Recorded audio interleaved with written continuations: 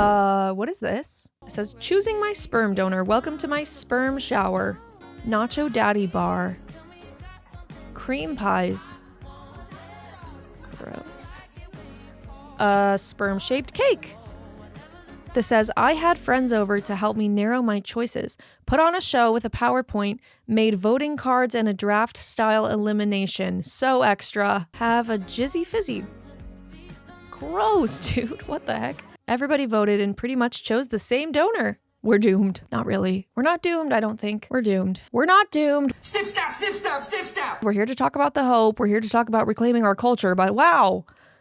It gives doom. So in case you're confused, this is a video of a bunch of people celebrating their single female friend in her journey of becoming a single mom by choice, on purpose. She made a PowerPoint for the party that supposedly went through the photos of the sperm donors when they were children to like see which ones were the cutest to increase the chances of her having a cute baby or something. There was also information on the sperm donor's family history and his personal interests, and then I guess there was a vote at this party or a draft on which 2 sperm donors she should narrow down on to buy their sperm and create a child with. So there are a lot of things to talk about here, but one of the biggest and most important questions that I have is, why are women choosing to do this? Why are we opting to pay tens of thousands of dollars, go through intensive and emotional IVF transfers?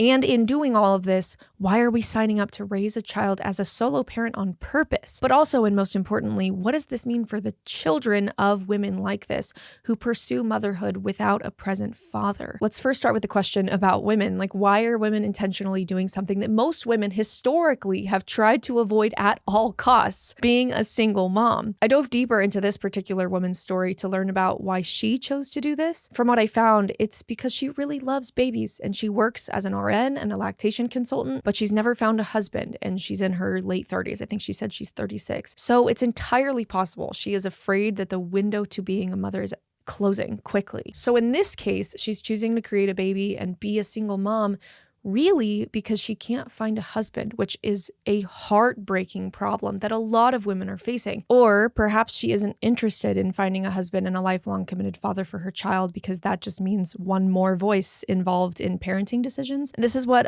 a lot of the comments really sadly suggest on her video. This comment has over 3,000 likes. It says, why have 2 children, a husband and a baby, when you can have one? Just a baby. This comment has 6,000 likes. It says, I would rather do this than have the stress of a man. The vibe that I am getting as I research this is either just that men suck in general and choosing to commit to one for your whole life is pretty foolish, or at the very least, men just aren't really necessary.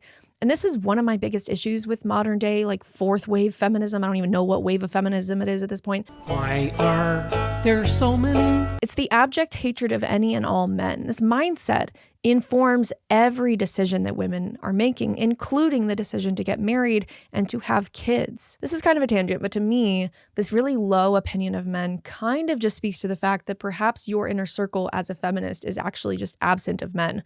So you turn to the internet to learn about them and form your opinions, or maybe your inner circle is actually not full of good men because they're feminists. The feminist view of men is that they are by default just brash and harsh, abusive, cheaters, and you're guilty as a man until you prove yourself innocent. And then if you make one mistake as a man, you are forever guilty, so good luck. Every man is a human and they will fail and sin, just as every woman will do the same. But if you find yourself surrounded by good Christian men, you're surrounded by greatness, dude. The men in my life, which are primarily Christian, are respectful, they are funny, they are quick to show up to help pull all the weeds in your yard and paint the interior of your house. They hold each other accountable, which is hugely important for men. Their presence makes you feel safer being in public. They protect babies and little children. They are good. They are necessary. That's my tangent. Maybe the modern view of men is a topic that we touch on another day because it's honestly long overdue. But all of that to say, if the overall opinion of men is that they're basically useless and problematic, then of course, women are trying to avoid men in every aspect of their lives, even in the pursuit of having children. But just because adult women may feel entirely able and happy to raise a child without a man doesn't mean that the child feels that way. This whole situation is really pretty horrific when you start to consider the statistics about fatherless children, which is the kind of child this woman is creating. They're damning statistics. 90% of homeless and runaway youths are fatherless. And as we know, just by observing the world around us, unfortunately, homelessness leads to drug addiction, to sex trafficking. Like, it's a horrifically hard lifestyle. 63% of teenagers who commit suicide grew up without a dad. 71% of pregnant teens come from fatherless homes. 70 to 85% of prison inmates grew up without a father. Those are pretty horrific odds to intentionally put a child into. So considering all of that, when somebody tells you, oh my gosh, it's not that deep, just mind your business, let people do what they want. If doing what they want includes adults creating a child to be deprived of his or her own parent, it is that deep. And we are doing children, specifically this woman's child or future child,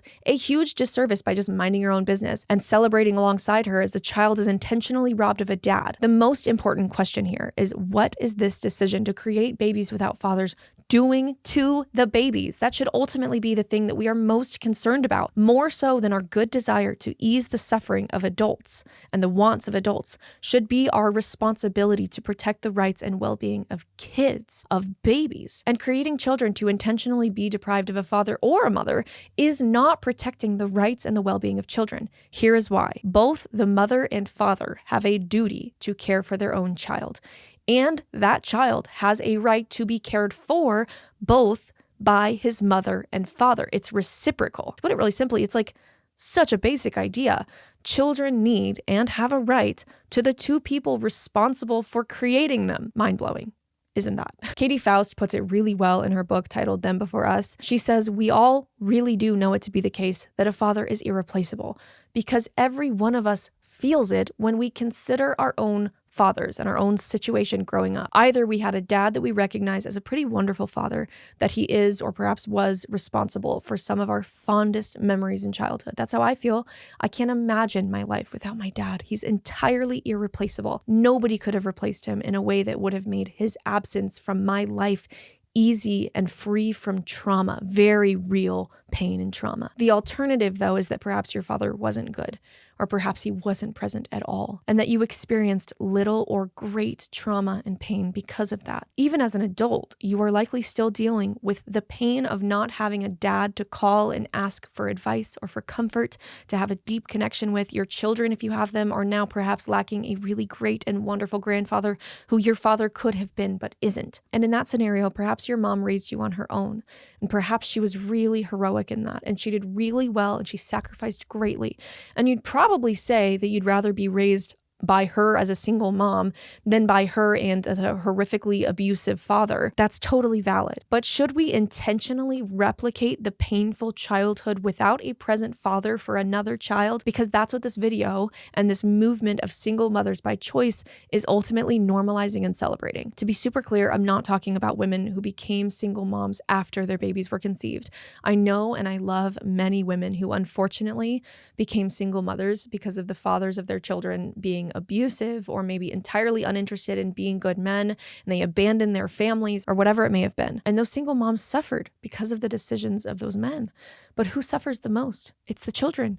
The children who feel the rejection and the trauma of missing their father to either small or great degrees. To further prove this point that we ought not allow and normalize this intentional single motherhood trend, we look at kids who have lost one or both of their parents because of either neglect or death, and we feel really great sympathy for them.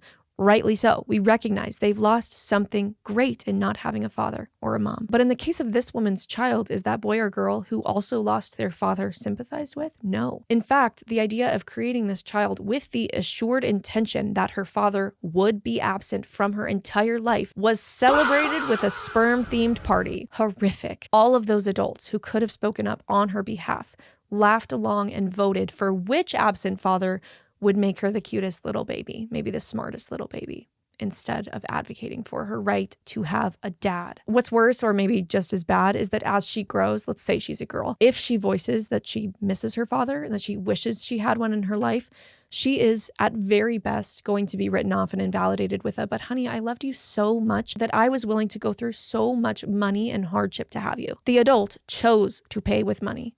the child was forced to pay with the relationship to her own dad. That's wrong. This leads to my final point that adults must speak up against things like this and choose to disregard the pushback of being called judgmental on behalf of kids. When you are considering these kinds of things in your own life, it's really important to understand that the decision that this woman made was largely rooted in a good and understandable desire to have kids. Wanting children is good.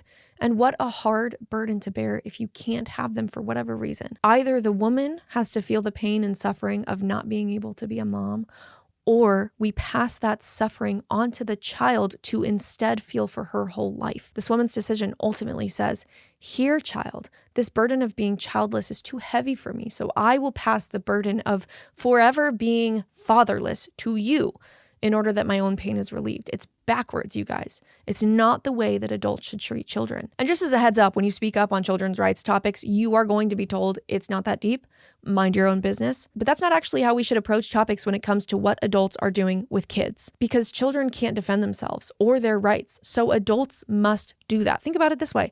If a child is being physically harmed by an adult, we all know that any other adult witnessing it has the responsibility to stop the harm and protect the child. Anybody would agree with that. But that is still the case when the harm may not be physical or violent, but it goes against the rights of a child, which we talked about earlier, why children have a right to their own mom and dad. So when adults violate that child's right to have their own mom or dad, other adults have to speak up or nobody will. The kids can't speak up for themselves. And if they do, they're gaslit, they're written off, they're invalidated. They're kids. Katie Faust again, because I love Katie Faust, she puts it really well when she says that when we as a society agree that children don't actually have a right to their mother and to their father, children become possessions to be cut and pasted into any and every romantic adult relationship. As long as the adult has good intentions, hopefully, they can pay for and procure a child. So now we know what's wrong for children. What is good for children? What kind of family do children deserve to be raised in? Really, I may take a moment to brag here that God created this system really perfectly. And when you recognize and follow his plan for marrying and sex and children in that order, exclusively in that order, great flourishing comes from it. It's actually so crazy. When you follow what God says to do, it brings about good things. The more I understand the sacred and deep covenant of lifelong marriage between one man and one woman, the more I see how it's incredibly fruitful and healthy for the children created in that union. For example, praise God, thank you, Lord. This is my story and the story of so many of my friends with really emotionally, relationally, physically healthy children. I married a wonderful man, a very attractive man, who's deeply committed to obeying God and to loving me sacrificially, and I love him the same. Aww. And this union between us creates a beautiful and safe foundation to bring children into. My children get to be raised with the best odds and, quite frankly, the most healthy environment for a child to be in. Okay, so then what about the men or women who love kids and who deeply desire them, but they can't have them because they aren't married, like the woman in this video? Honestly, do what she did up until her decision to procure a child without a present father. She's an RN and a lactation consultant. She devoted every single day of her life to children, to making them healthy, to helping them breastfeed. She was probably holding babies every single day. And what a gift to those children that they got to start their lives with the healthiest, most incredible type of food, which is breast milk. And what a gift to their mothers. Be a nanny, work at the church nursery, be a labor and delivery nurse, be a lactation consultant, volunteer, work with kids, be a great aunt or an uncle if you have nieces and nephews. That is a huge blessing to your own family members. I understand that those things don't replace having your own child. They just don't. But it does rightly order your love for children, and it respects what children need. And that is ultimately the greatest way to love them. Thank you for joining me today. I hope that this video encouraged you to think differently about modern conversations regarding the creation of life. We should all be thinking about these kinds of things from a child-centric perspective, centering children and their rights and making sure that those things come above the desires of adults, even if they're good desires. Alrighty, I'll see you next time.